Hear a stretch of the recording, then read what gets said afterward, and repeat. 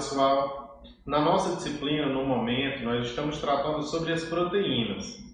Então, na última aula, nós vimos justamente os níveis de organização que as proteínas podem apresentar a partir da sua estrutura.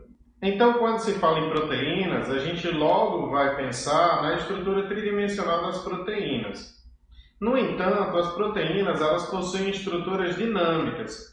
Então, a dinâmica da proteína está relacionada justamente com as interações e as conformações que uma proteína pode fazer a partir da ligação que ela estabelece com um ligante. Se nós pegarmos, por exemplo, as enzimas, que têm atividades catalíticas, essas enzimas, quando elas interagem com o substrato, elas passam a adquirir uma nova conformação. E essa conformação afeta, inclusive, a estrutura tridimensional da proteína. A função das proteínas ela vai estar associada justamente à capacidade de ligação reversível que essa proteína tem com uma outra molécula. As moléculas que interagem com as proteínas, elas vão ser chamadas de ligantes. No caso especificamente das enzimas, esse ligante vai ser denominado de substrato. Então, um ligante, de maneira geral, é uma molécula que tem a capacidade de interagir com uma proteína. Se nós pegarmos uma molécula, por exemplo, como a hemoglobina, que é uma proteína, a molécula que vai ser ligante, que vai ter uma interação reversível com a hemoglobina, vai ser a molécula de gás oxigênio. Então, o oxigênio, nesse caso, é uma molécula denominada de ligante, porque ele tem capacidade de interagir de forma reversível, ou seja, esse oxigênio, esse gás oxigênio, ele pode ser removido da molécula de hemoglobina, mas ele interage com essa molécula. Então, a gente vai denominar ele de ligante. A nossa aula de hoje é sobre a função proteica. Vamos falar na aula de hoje sobre interações moleculares, interações reversíveis, interações moduladas e interações complementares. Nas interações moleculares, nós temos justamente as ligações reversíveis. Nessas ligações, uma molécula que é denominada de ligante, como por exemplo o gás oxigênio em relação à molécula de hemoglobina, ele vai interagir com a molécula de proteína em uma forma de ligações que estabelecem entre essas moléculas, ou seja, entre o ligante e a proteína. Então, a molécula de gás oxigênio, nesse caso, ela representa o que a gente vai denominar de ligante. A região específica da molécula de hemoglobina, em que você vai ter a interação entre a molécula de gás oxigênio com a proteína, essa região da hemoglobina ela vai ser denominada de sítio de ligação. Ou seja, o sítio de ligação é uma região complementar, tanto em questões de tamanho, forma, carga elétrica, assim também como em caráter hidrofílico ou hidrofóbico, com o ligante. Então, o sítio de ligação é uma região extremamente específica em que a proteína pode interagir com o ligante. Essas interações elas são extremamente específicas. Isso quer dizer que qualquer alteração na estrutura da proteína pode fazer com que um ligante não consiga interagir com a molécula. Após a interação entre o ligante e a proteína, a partir do seu sítio de ligação, nós vamos ter várias mudanças conformacionais que ocorrem nessa proteína. Essas mudanças conformacionais, elas permitem o que a gente vai denominar de encaixe induzido, que é justamente um sítio de ligação da proteína com o seu ligante. No caso das enzimas, o ligante ele vai ser denominado de substrato e os sítios de ligação vão ser denominados de sítio ativo. Então, as proteínas, a partir da forma como elas podem interagir com as moléculas que são denominadas de ligantes, elas vão sofrer conformações na sua estrutura. Isso quer dizer que essas conformações elas são provocadas pela interação entre a proteína com o ligante, com a molécula ligante. No caso especificamente das enzimas, esse ligante ele vai ser denominado de substrato. Então, a enzima ela é uma proteína com atividade catalítica, ou seja, ela tem o potencial de catalisar uma reação. Nós teremos uma aula especificamente sobre enzimas para a gente discutir os aspectos que estão relacionados a esse grupo importante de proteínas.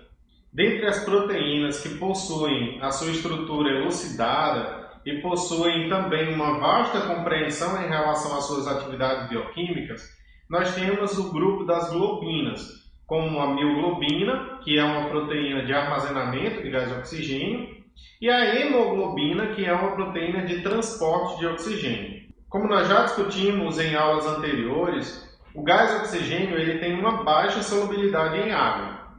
Isso quer dizer que para o gás de oxigênio ele ser transportado dentro do nosso corpo, então dentro dos organismos multicelulares, esse gás de oxigênio ele vai precisar de uma interação com proteínas específicas.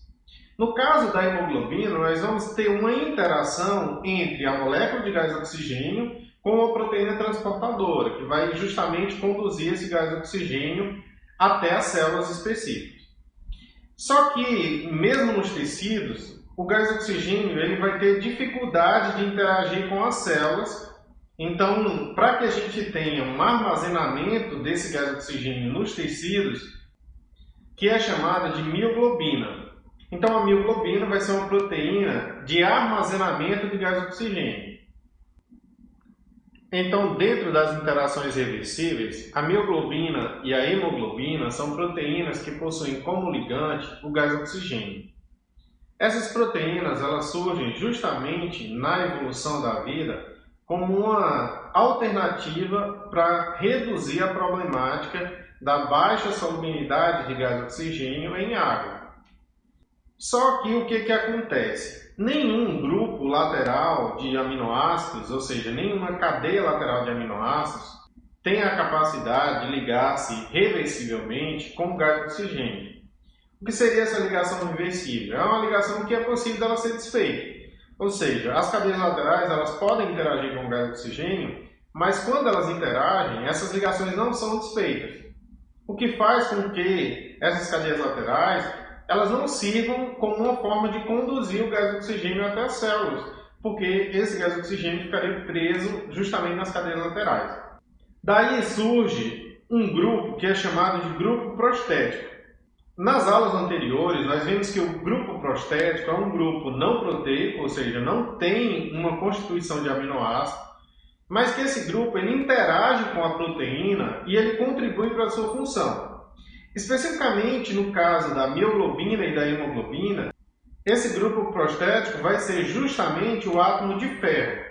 Então, o elemento da tabela periódica ferro, ele vai estar presente em um grupo chamado de grupo M, que vai formar uma região da mioglobina e da hemoglobina chamada de protoporfirina. A protoporfirina é justamente o grupo da proteína, dessas proteínas, mioglobina e hemoglobina, que tem a capacidade de interagir com o gás de oxigênio. O ferro, na sua forma oxidada, 2+, ele tem a capacidade de se ligar de forma reversível com o gás de oxigênio. Já o ferro, na forma oxidada 3+, ele não tem esse potencial. Nessas ilustrações, nós temos justamente a região onde você vai ter a presença da protoporfirina. Na primeira ilustração, nós temos justamente as regiões que são constituídas de cadeias laterais de aminoácidos e que vão formar as interações com o átomo de ferro que está ilustrado na segunda imagem, na imagem B. Na terceira imagem, nós temos a ilustração do plano do grupo protoporfirina, só que a gente observa que esse ferro ele vai ter a capacidade de 6 ligações. E na molécula, que está representada pela letra B, você tem apenas a estrutura plana da molécula, você consegue observar que o ferro está com apenas 4 ligantes e que você tem 2 ligações que estão destacadas em vermelho. Essas 2 ligações que estão destacadas em vermelho, elas poderiam interagir com outras moléculas e contribuir para que você não tivesse a interação com o gás de oxigênio. O que vai acontecer é que a cadeia lateral de um aminoácido chamado de histidina, ela vai interagir com uma dessas ligações do ferro e vai deixar a outra ligação livre para a interação com o gás de oxigênio. Alguns outros gases, além do gás de oxigênio, possuem alta afinidade com o ferro 2+. É o caso, por exemplo, do monóxido de carbono. Por isso que o monóxido de carbono ele é considerado altamente tóxico. O monóxido de carbono ele tem a capacidade de se ligar com a protoporfirina presente nas moléculas de hemoglobina e mioglobina, formando uma interação que faz com que a molécula de hemoglobina ela se torne ocupada e, portanto, ela não possa carregar o gás oxigênio. É justamente por isso que o monóxido de carbono ele é altamente tóxico. Ele faz com que as moléculas de hemoglobina deixem de estar disponíveis para o transporte de gás oxigênio. E, obviamente, se você não tem oxigênio, você tem uma redução do metabolismo que pode comprometer a vida. Nessa imagem, você consegue observar o átomo de ferro que está ligado justamente no plano da porfirina, que é justamente onde você vai ter as ligações com as cadeias laterais de aminoácido, inclusive com a histidina. Ou seja, o ferro ele vai ter apenas uma ligação disponível, o ferro 2+, que é a ligação que ele vai interagir com o gás oxigênio. Então, nessa imagem, você consegue observar o plano da porfirina e a molécula de gás oxigênio ligada a esse plano da porfirina. A família de proteínas globinas é uma família importante justamente por esse potencial de ter como ligante o gás oxigênio. Então, essas proteínas elas possuem o ferro nas suas estruturas, o que faz com que elas consigam ter como ligante o gás oxigênio. Dentre elas, nós podemos ter tanto o armazenamento como o transporte de gás oxigênio. A mioglobina ela é uma proteína muito abundante nos músculos, ou seja, no tecido muscular, e ela vai servir como uma proteína de armazenamento de gás oxigênio. Enquanto a hemoglobina ela serve para transporte de gás oxigênio na corrente sanguínea, justamente superando a dificuldade de solubilidade do gás oxigênio no plasma. A neuroglobina ela vai proteger as células nervosas do sistema nervoso central de uma condição de hipoxia, ou seja, de uma condição de baixa pressão de oxigênio no sistema nervoso. E a citoglobina ela vai ser encontrada em alto nível nos tecidos e ela, por enquanto, não tem uma função claramente evidenciada. Nesse gráfico, nós conseguimos observar a diferença de afinidade entre a mioglobina e a hemoglobina em relação ao oxigênio. Em rosa, nós temos o destaque da saturação de oxigênio pela mioglobina e em azul, a saturação de oxigênio pela hemoglobina. No eixo Y, nós temos representado justamente essa saturação, onde tem 0,5 representa 50% de saturação da proteína em relação ao oxigênio. E onde tem 1,0 significa que você tem 100% de saturação. Você consegue notar, por exemplo, que no caso da mioglobina, essa saturação atinge 50% com uma pressão de oxigênio muito baixa, próximo de 2,3% de oxigênio. Enquanto essa saturação de 50% na hemoglobina, ela só é atingida com uma pressão de oxigênio de 26% de oxigênio. Isso quer dizer que a mioglobina ela é mais sensível à saturação de oxigênio. Mas as duas proteínas elas atingem 100% e há uma variação em qual região essa proteína atinge saturação. Então, no caso dos tecidos, a mioglobina ela é uma proteína que vai atingir uma saturação com uma pressão de oxigênio menor, que é justamente a pressão de oxigênio que vai estar disponível nos tecidos. Por isso que a mioglobina ela é uma proteína importantíssima para o armazenamento de gás oxigênio, porque ela consegue atingir 100% de saturação a partir da pressão de oxigênio que está presente nos tecidos.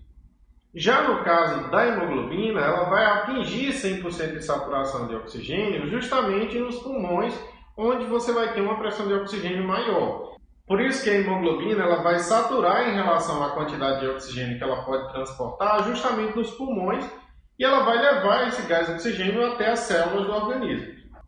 Uma proteína é alostérica justamente quando ela interage com o ligante em um sítio ativo que afeta as propriedades de ligação de um outro sítio ativo na mesma proteína.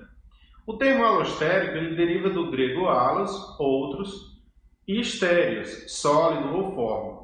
Então, as proteínas alostéricas elas podem ter outras formas sendo adquiridas a partir de conformações com um determinado ligante. Esse ligante ele age como um modulador, alterando justamente a conformação da estrutura proteica. A mudança conformacional, que é induzida a partir de um modulador, interconverte as formas mais ativas e menos ativas da proteína. Os moduladores das proteínas alostéricas, eles podem ser inibidores ou ativadores daquela proteína. Quando o ligante normal e o modulador eles são idênticos, essa interação da proteína ela é chamada justamente de uma interação homotrópica. Já quando o modulador ele é uma molécula que é diferente do ligante normal, a ligação é denominada de heterotrópica. Algumas proteínas elas têm 2 ou mais moduladores e, em função disso, elas podem participar de interações homotrópicas e heterotrópicas. Nessa primeira imagem, nós podemos observar duas conformações, uma conformação A e uma conformação B. Essa proteína ela possui 2 ligantes diferentes. Então, na primeira imagem, na conformação A, nós temos justamente a interação acontecendo com um ligante que está representado por azul. Quando essa ligação acontece, o sítio de ligação que está representado por um triângulo, ele muda a sua conformação, adquirindo uma nova conformação, que ao interagir com um outro ligante que está representado por vermelho, altera a conformação inicial da proteína. Então, nesse caso, nós temos justamente a alteração do sítio de ligação de uma proteína a partir de um outro ligante que é diferente. Nesse caso, nós temos uma interação denominada de heterotrópica. Na outra imagem, nós temos o mesmo exemplo, justamente de inibidores alostéricos, que são denominados em relação à atividade enzimática, em que a atividade de uma enzima ela pode ser inibida justamente a partir de um ligante que é considerado um inibidor alostérico. Ele é considerado um inibidor alostérico justamente porque ele interage em um sítio de ligação específico que altera um outro sítio da proteína.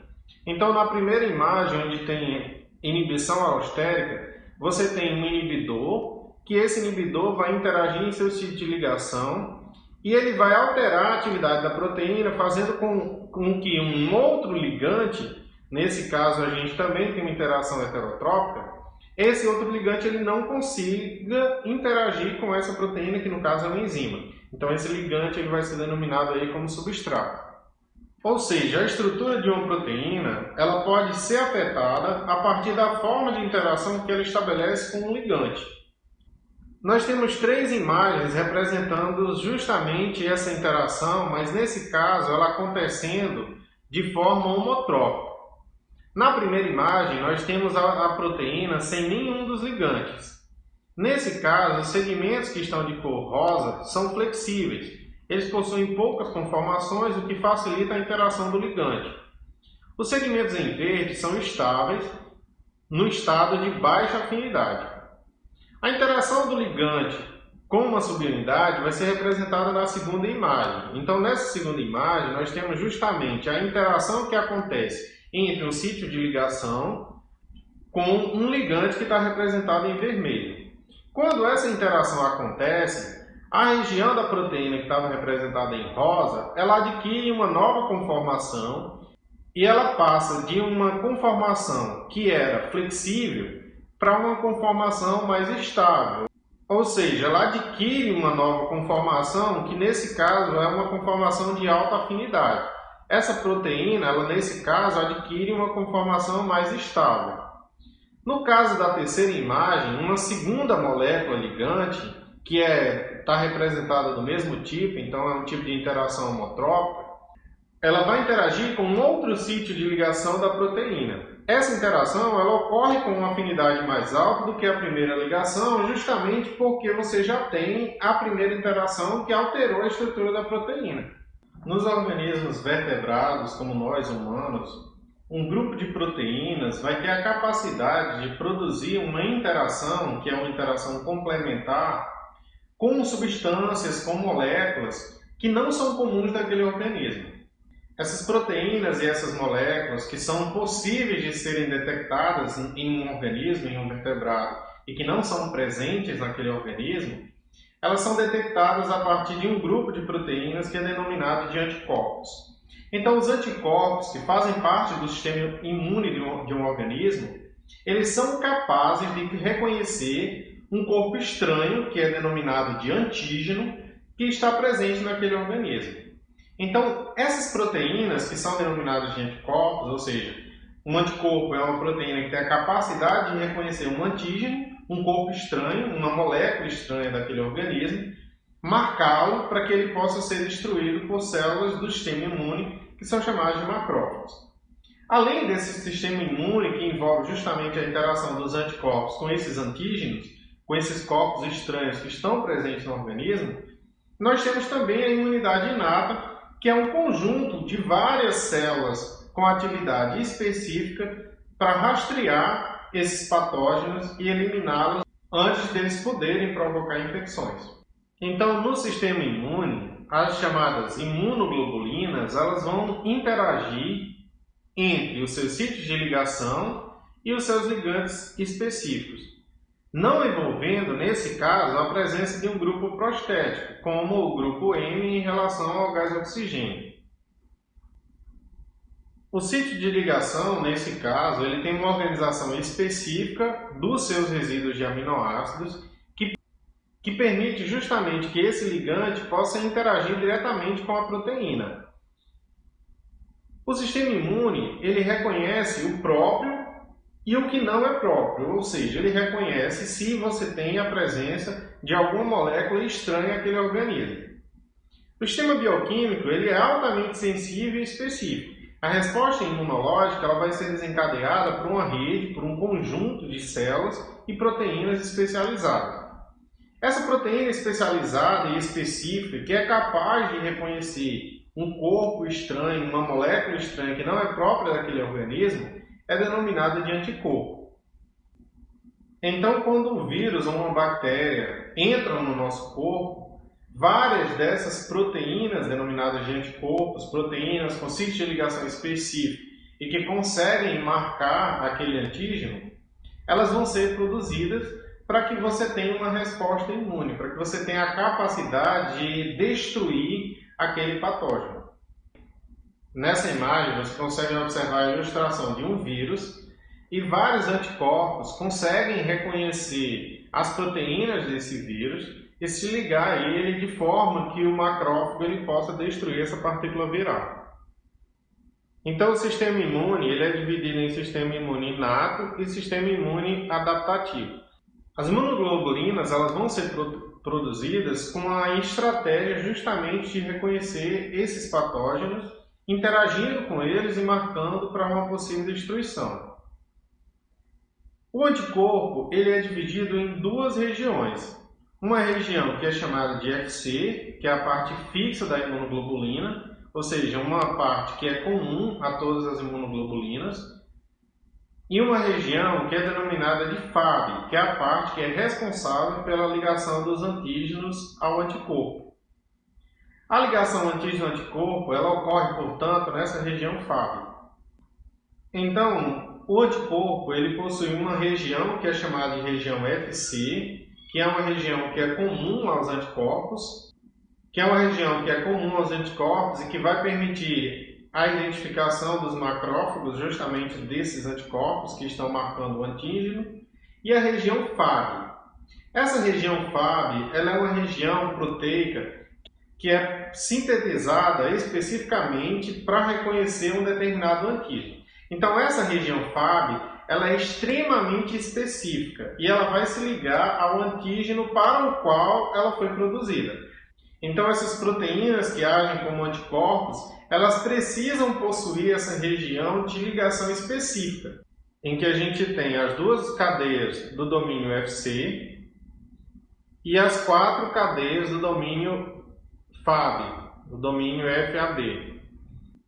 Essas cadeias do domínio FAB são justamente as cadeias em que a gente vai ter os sítios de ligação de antígeno.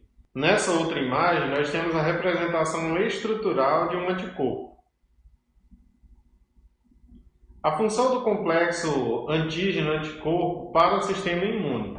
Então, a fagocitose que ocorre a partir dos macrófagos, ela é induzida justamente por esse complexo de proteínas que interagem diretamente com esses antígenos. Os anticorpos eles se ligam ao antígeno de um modo firme e extremamente específico, promovendo uma mudança estrutural significativa e a partir de ligações extremamente fortes e de alta energia.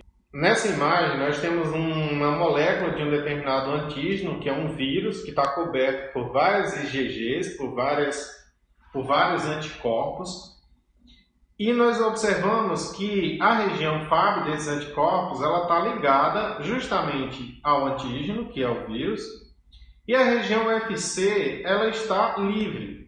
Essa região FC, que é comum aos anticorpos, ela é reconhecida por células de defesa, que são denominadas de macrófagos, e os macrófagos possuem receptores de FC, que são justamente proteínas que reconhecem essa região FC dos anticorpos, da IgG. Então, esses receptores eles vão envolver os anticorpos que estão cobrindo totalmente a estrutura da partícula viral, de forma que o macrófago ele possa fagocitar, nesse caso, a partícula viral. Então, vários anticorpos interagem diretamente com a partícula viral ou com a célula bacteriana, que são, nesse caso, os antígenos, fazendo com que o macrófago ele possa reconhecer, a partir dos seus receptores, esse antígeno como um organismo, como um patógeno que provoca um alto risco ao organismo, fazendo a fagocitose e, posteriormente, a partir de ações lisossomais, destruindo esse patógeno. As interações proteicas elas podem ser moduladas também por energia química. Actina, miosina e outros motores moleculares, que são proteínas estruturais, elas vão utilizar da energia produzida pelo ATP para que elas possam se mover. Então, os organismos se movem, as células se movem, as organelas, as macromoléculas, todas elas se movem dentro da célula. A maioria desses movimentos ele resulta da atividade de uma classe fascinante de motores moleculares proteicos. Esses motores moleculares proteicos eles são abastecidos com energia química, que essa energia é derivada do ATP, a adenosina trifosfato. Grandes agregações de proteínas motores podem ser submetidas a mudanças conformacionais cíclicas que se acumulam em uma força unificada e direcional. A força que é identificada nos músculos, no tecido muscular, ela é resultado justamente da interação entre essas proteínas estruturais, então filamentos de actina e filamentos de miosina interagem de forma transitória, e essa interação ela permite justamente o movimento. Então, no momento que você tem uma distensão e uma retração do músculo, é justamente quando você tem a interação entre esses filamentos proteicos de actina e de miosina. Então, a base da contração muscular é justamente a interação entre os filamentos de actina e de miosina. E a molécula de ATP é a moeda energética que é utilizada para que esse movimento aconteça. Nós temos aqui representado uma sequência de imagens justamente dessa interação entre os filamentos de actina e os filamentos de miosina que promovem a contração muscular. A miosina ela vai ter uma região que é denominada de cabeça da miosina. Essa região da cabeça da miosina é uma região de um sítio de ligação, justamente que permite a interação com o filamento de actina. Quando a parte da cabeça da miosina tem esse deslocamento, você tem justamente a desfosforilação do ATP para a produção do ADP, adenosina difosfato, e o fosfato inorgânico. Quando o fosfato inorgânico se desprende da molécula da cabeça de miosina, você vai ter uma reação justamente de deslocamento que permite que as proteínas da actina e da miosina possam se movimentar em direções opostas. Essa movimentação ela é concluída quando a molécula de adenosina difosfato se desloca. Na aula de hoje nós vimos justamente a função das proteínas. Nós sabemos que a diversidade de funções proteicas ela é enorme, então as proteínas constituem um grupo de macromoléculas com uma diversidade funcional muito grande. Então nós vimos as principais, aquelas que são mais estudadas, que estão relacionadas seja com a nossa defesa, seja com a contração muscular, seja com o transporte de gás oxigênio. Na próxima aula, nós vamos discutir um pouco justamente sobre a atividade enzimática, um grupo de proteínas com atividade catalítica.